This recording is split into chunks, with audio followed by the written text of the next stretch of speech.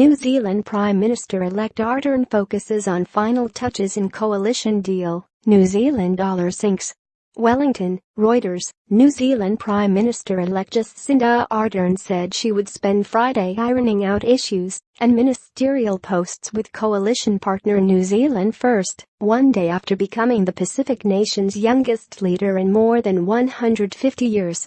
The previous night's highly anticipated announcement by New Zealand First leader Winston Peters that he would support 37-year-old Ardern's Labour Party had ended a decade of centre-right national rule and spelt big changes for the country's economy. The New Zealand dollar, the world's 11th most traded currency, fell as investors grappled with heightened uncertainty and a more protectionist agenda.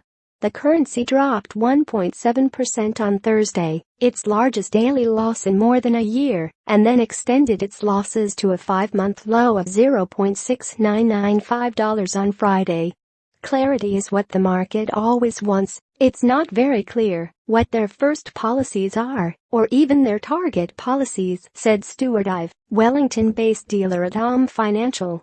The whole time that there's uncertainty, it's going to continue to weigh on the New Zealand dollar, he said. The country's stock market was down 1.1% at the Friday open, but later made up those losses.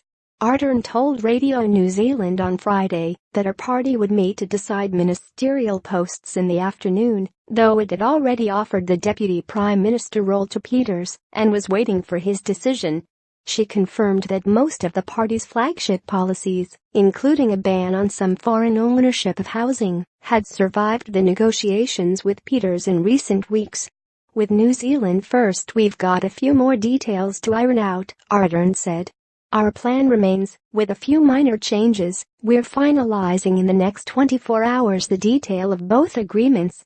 The inconclusive election on September 23 had thrust the country into political limbo for almost a month, with neither major party winning enough seats to form a majority and giving New Zealand First the balance of power.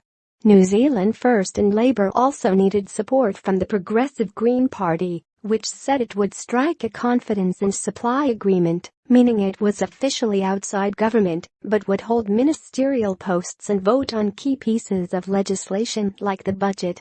On Thursday evening, Labour said it would also stick to its promises to change the central bank's mandate and seek to renegotiate the Trans-Pacific Partnership trade deal.